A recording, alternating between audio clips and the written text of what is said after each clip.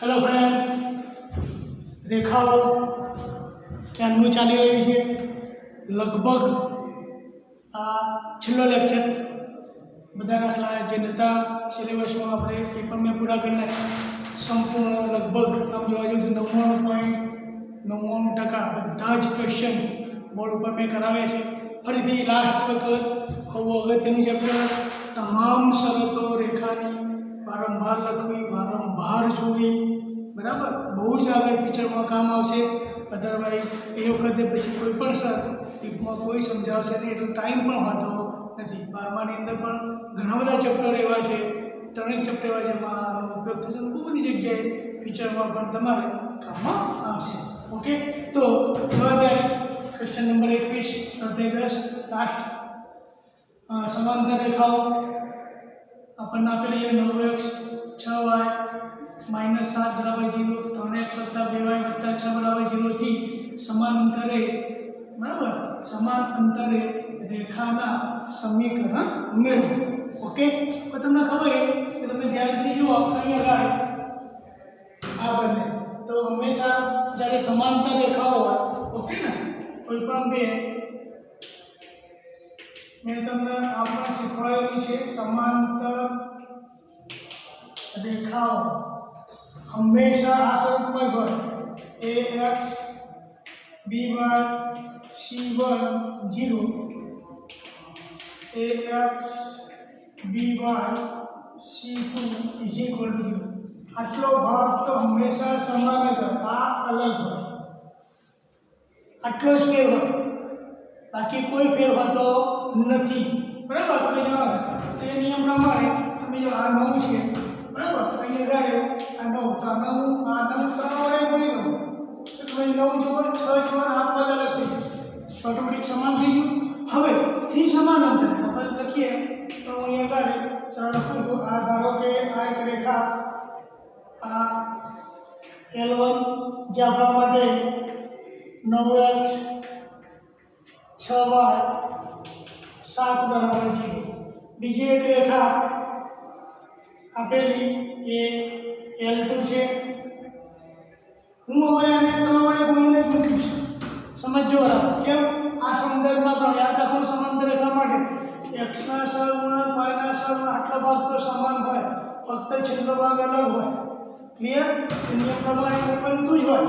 એવું તો જે સમાંતર કહેવાય, એવું ના બને તેને સમાંતર કહેવાય નહીં। તો આપણે 3 વડે ગુણીને 3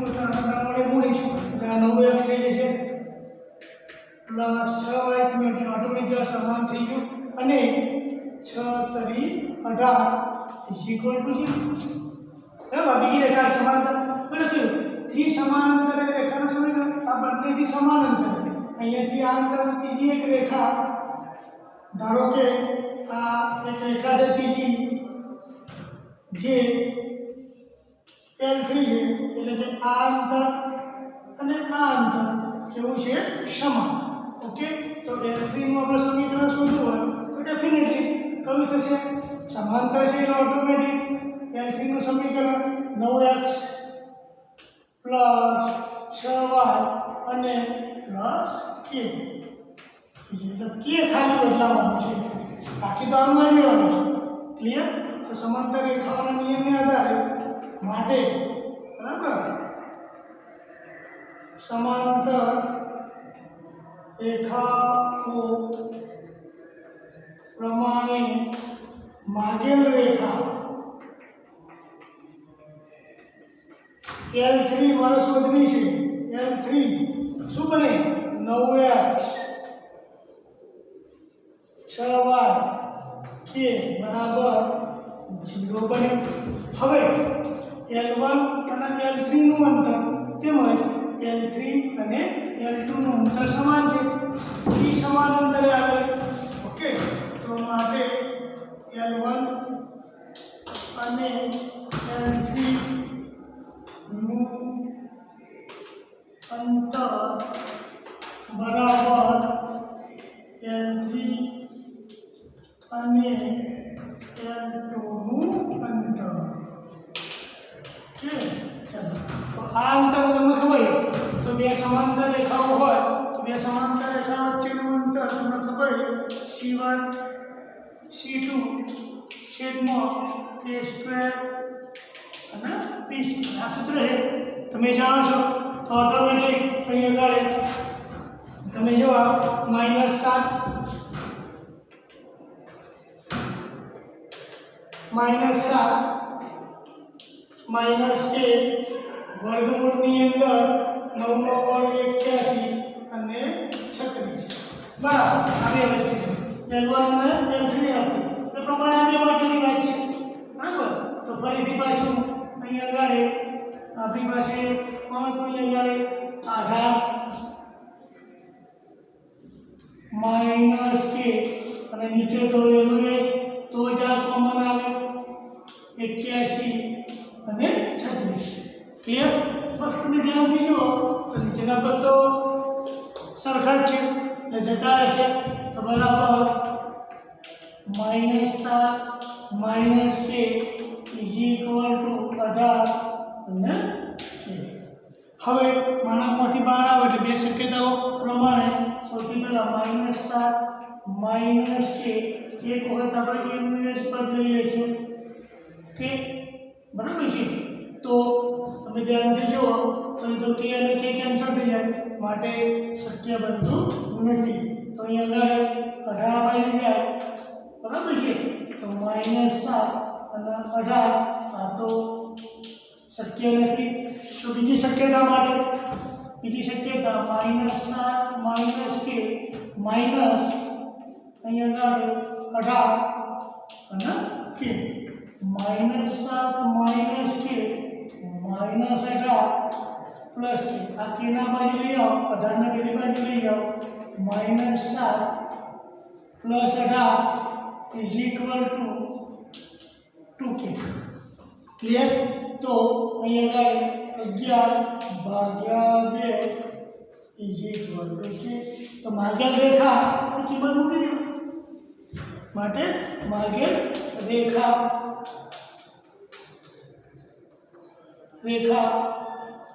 9x 6y અને પ્લસ 11/2 બહુ બધું બેનો દશા લઈ આગળ 18x બરાબર 12y = 11 એ તમે એ રીતે એને શોધી શકો છો ક્લિયર તો આ બહુ સિમ્પલ લોજિક લગાવવાના હોય છે હવે બધી જ વસ્તુ એટલે કીધું કે વારંવાર નિયમો યાદ રાખો તો કમસે કમ આપણને એ વસ્તુ તો ખબર પડે કે મારે આગળ કઈ રીતે વધવાનું છે કઈ રીતે આગળ જવાનું છે ઓકે ચાલો એના પછીની એક ક્વેશ્ચન જોઈએ ચાલો એના પછીનું ક્વેશ્ચન છે કે બિંદુ 1 2 માંથી પસાર થતો પ્રકાશનું કિરણ બિંદુ A થી x અક્ષ પર પરાવર્તિત થાય છે બરાબર માંથી પસાર થતું એક કિરણ પરાવર્તિત થાય અને તે કિરણ બિંદુ 5 3 માંથી પરાવર્તિત કિરણ 5 અને 3 માંથી પસાર થાય છે તો x અક્ષ પર તો થોડોક આપણે અંદાજ લઈએ આગળ તો ધારો કે પ્રથમ ચરણની વાત છે તો અંદાજિત ચલો અહીંયા આગળ એક હશે 2 3 4 5 ઓકે અહીંયા આગળ y ઉપર 1 2 3 4 5 6 બરાબર આપણે કીધું કે 1 અને 2 માંથી પસાર થતો પ્રકાશનું કિરણ એટલે x અક્ષ ઉપર 1 y ઉપર 2 એટલે ધારો કે અહીં જગ્યાએ કે બિંદુ છે બરાબર આ બિંદુ મારી પાસે 1 અને 2 આમાંથી પસાર થતું પ્રકાશનું કિરણ તો પ્રકાશનું કિરણ આવ્યું બરાબર છે પ્રકાશનું કિરણ આ બાજુથી આવે છે અહીંયા આગળ આ તરફ પછી x અક્ષ ઉપર પરાવર્તિત થાય પરાવર્તિત કિરણ 5 અને 3 માંથી પસાર થાય તો 5 અને એટલે પરાવર્તિત 5 અને 3 માંથી પસાર થાય છે કિરણ ઓકે તો આપણી પાસે ધારો કે 5 અને 3 તો થોડુંક ઊંધું દોરું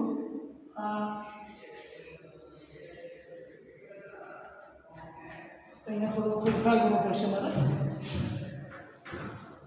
1 અને 2 આગળ 1 અને 2 તો આ રીતે કિરણ કરાયેલો ધારો કે અહીંયા આગળ આ બિંદુ છે 1 અને 2 ઓકે આ તરફ પ્રકાશની કિરણ આવે છે x અક્ષ પર પડે છે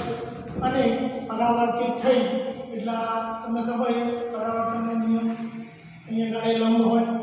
ઓકે પરાવર્તિત થઈને અહીંયા બનાવતો ખૂણો અને અહીંયા બનાવતો ખૂણો ને સમાંતર જે 5 અને 3 માંથી પસાર થાય તો x અક્ષ ઉપર 5 અને y ઉપર 3 તો 5 અને 3 અંદાજિત અહીંયા છે તો આ રીતે પસાર થાય છે 5 અને 3 ક્લિયર તો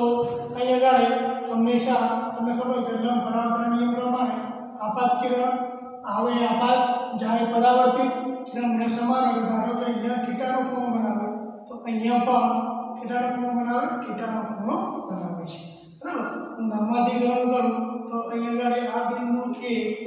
અહીંયા આગળ આ B આ C ધારો કે B બિંદુ મારે શોધવું છે તો B બિંદુ મારે શોધવું છે તો અહીંયા આગળ x અક્ષ ઉપર છે એટલે x અને y ના યામ નથી આવ્યા એટલે કે 0 છે ક્લિયર આ પ્રકારે આખી એની પોઝિશન બની હવેનું કામ બહુ સહેલું છે જો હંમેશા આટલો ટુકડો તો 90 જ હોય બરાબર તો 90 માંથી આટલા શું કરેલા છે બાદ કરે છે એટલે કે આનો ઢાળ આ રેખાનો ઢાળ બરાબર છે તો BC નો ઢાળ મારે લેવો હોય અહીંયા આગળ બાકીની આકૃતિના આધારે વર્ણન છે બધું બરાબર તો એ બી એ આપાત કિરણ લગભગ લખી લઈએ ચલો એ બી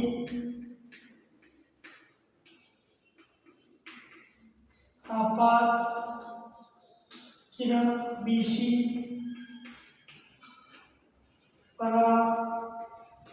પરાવર્તિત કિરણ બરાબર અહીંયા આગળ ધારો કે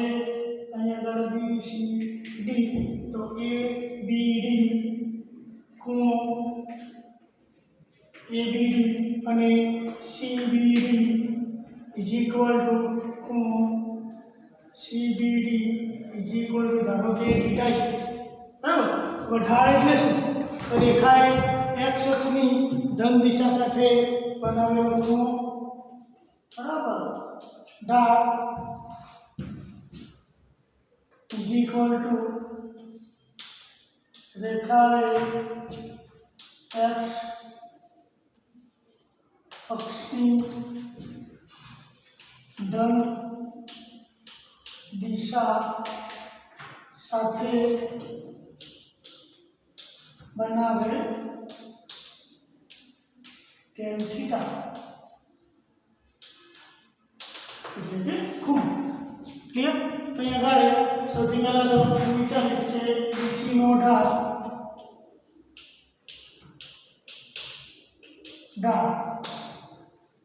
ઇઝ ઇક્વલ ટુ અહીંયા આગળ BC નો ઢાળ તમે જો અહીંયા આગળ આટલા જ મૂકાય છે આખો 90 છે 90 માઇનસ થીટા થશે અહીંયા આગળ 90 માઇનસ થીટા ઓકે એ પ્રમાણે આટલો આના માટે વિચારીશ કે આ AC નો તમે કે 90 થી વધે છે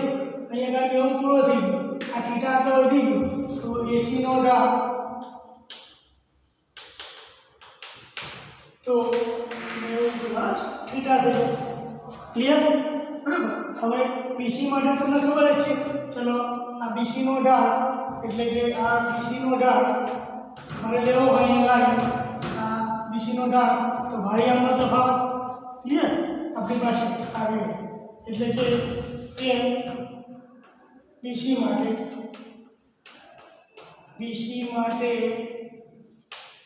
ઢાળ એટલે કે tan 90 minus theta is equal to ભાઈયામનો તફાવત એટલે કે 3 માઇનસ 0 5 માઇનસ x માટે tan 90 માઇનસ થીટા એટલે તમે જાણો છો cos થીટા થઈ જાય તો કોસના નિયમ પ્રમાણે ઓછા x એ પ્રમાણે હવે તમે જો AB નો ઢાળ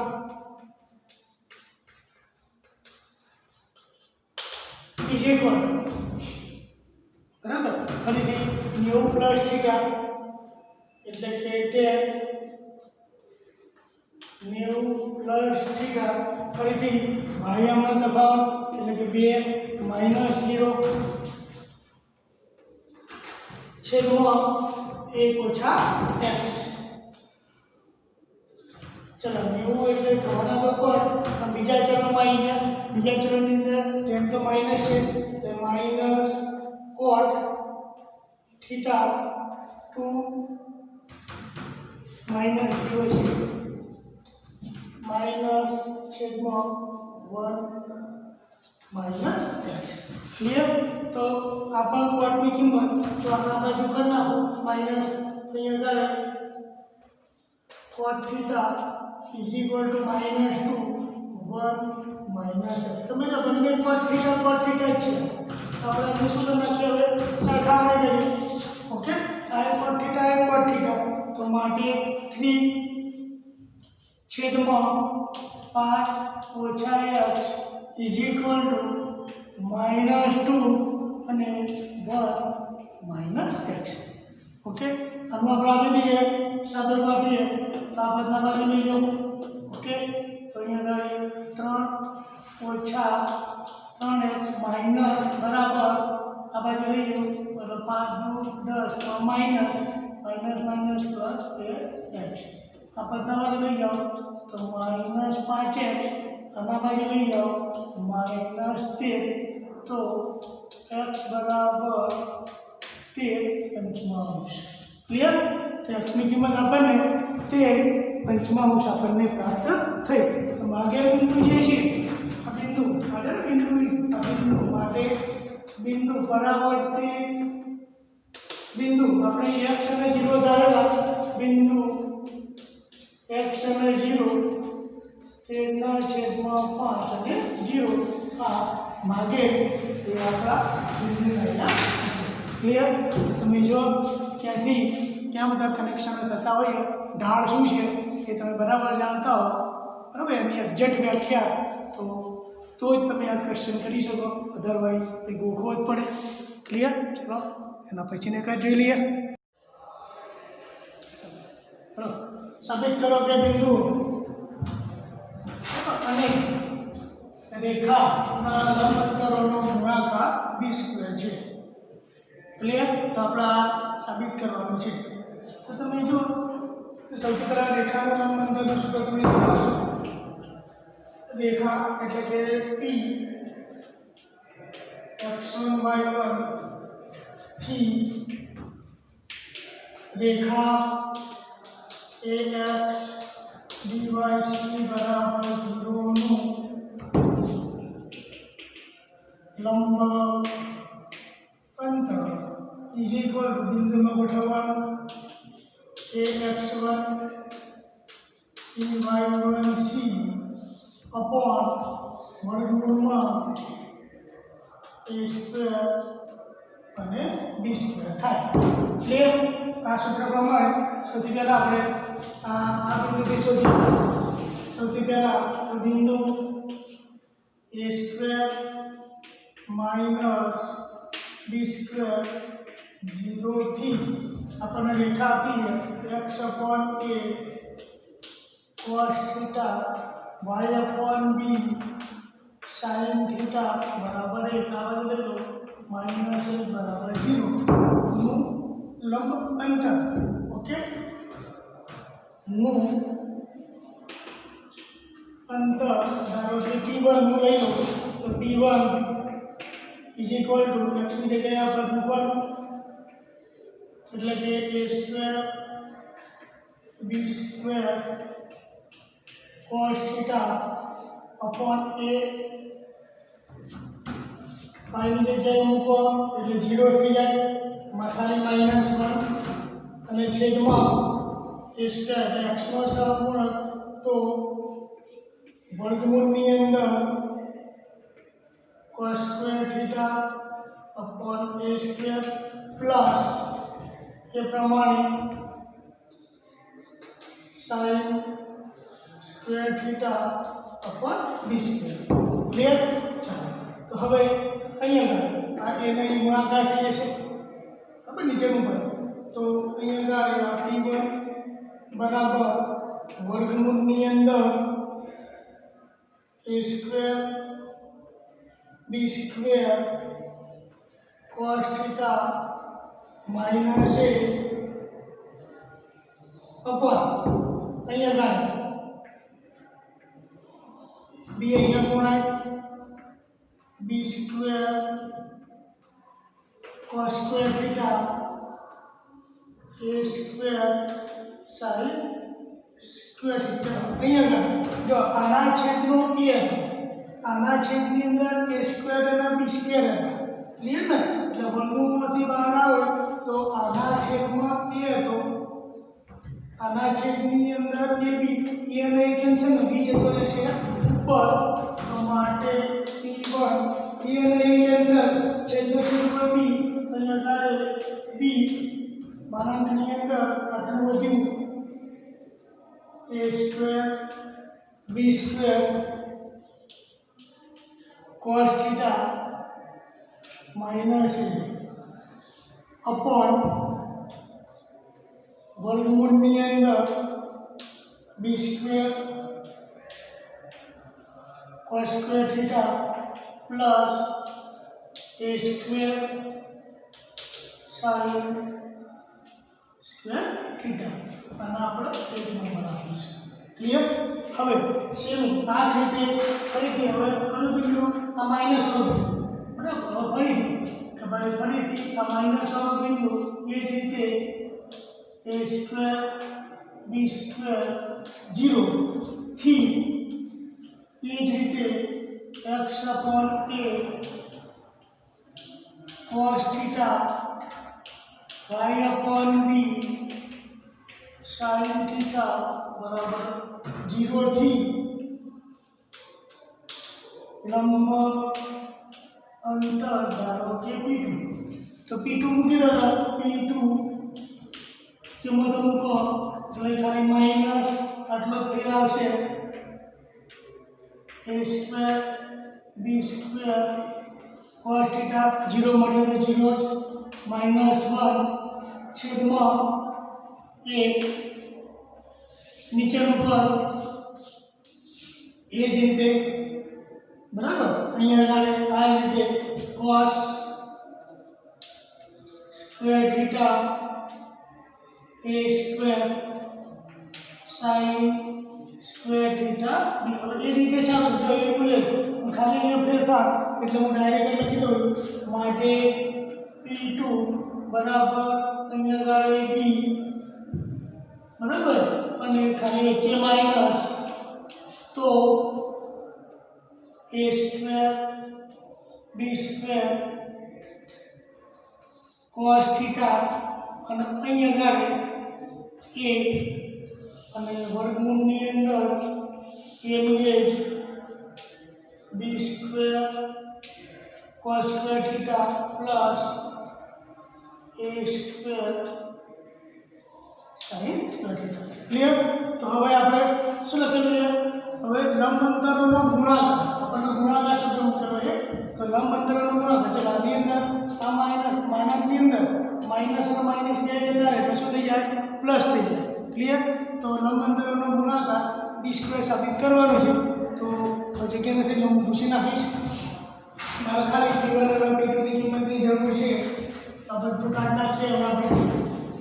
લંબ અંતરોનો ગુણાકાર આનો પ્રશ્ન પૂછે છે તેનો બીજી જગ્યા એટલે કે માટે લંબ અંતરોનો ગુણાકાર લંબ અંતરોનો ગુણાકાર એટલે કે p1 p2 is equal two જો આ b અને આ b તો એ b સ્ક્વેર ડાયરેક્ટ લખી દઉં બરાબર છે હવે આ માનાંકની અંદર તો માનાંકની અંદર વર્ગમૂળની અંદર b સ્ક્વેર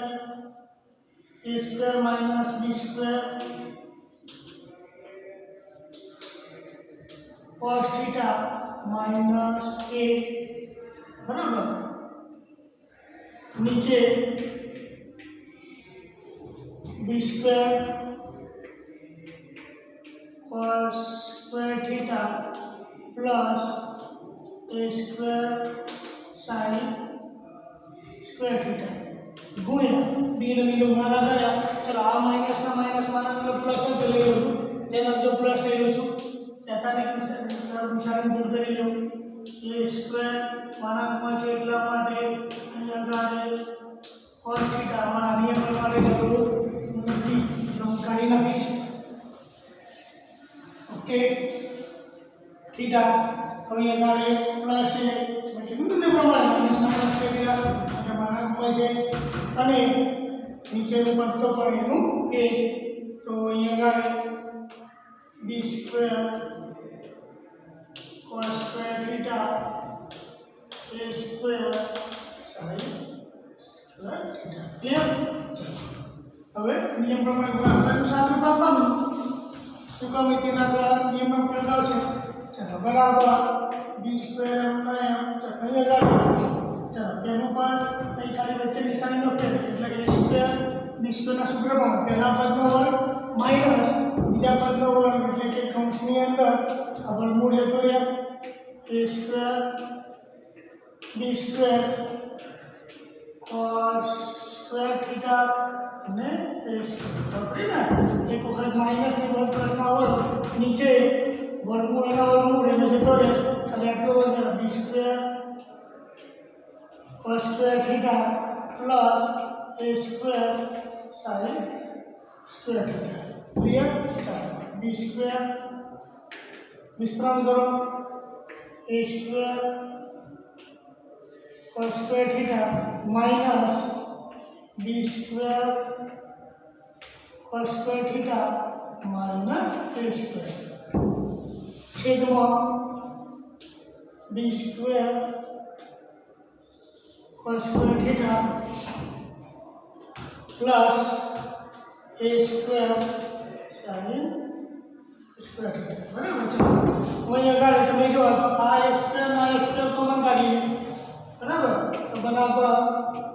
બી સ્ક્વેર અહીં અગાડી આ સ્ક્વેર અને સ્ક્વેર કોમન અને સ્ક્વેર એટલે કે માઈનસ સ્ક્વેર કોમન કાઢું છું માઈનસ સ્ક્વેર ઓકે બધાને માનાંક છે માનાંક આવે માનાંક બધું માનાંકની અંદર થાય છે માનાંકની અંદર चलो ये स्क्वायर कॉमन काढे है હવે આગળ કરે એટલે અહીંયા 1 માઈનસ નિશાની બદલી cos સ્ક્વેર ફરીથી b સ્ક્વેર cos સ્ક્વેર અને છેદમાં b square cos square a square sin square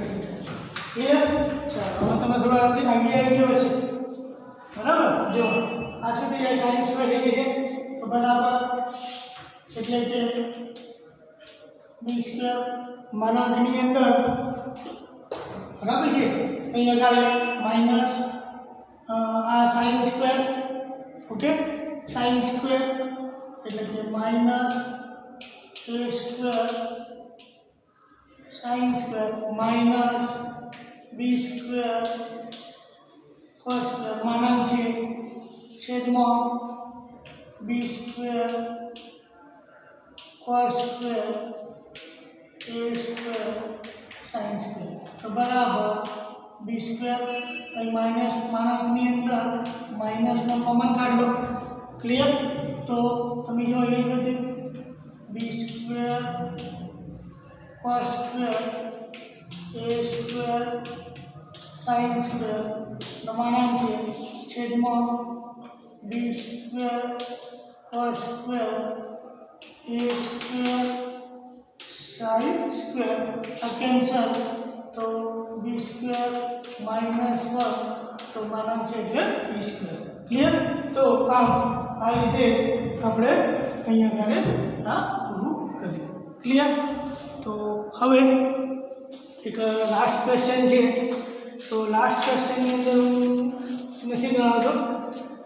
અમે કાઢી નાખેલો છે છતાં પણ તમારે કરવો હોય તો તમે આ રીતે કરી શકો છો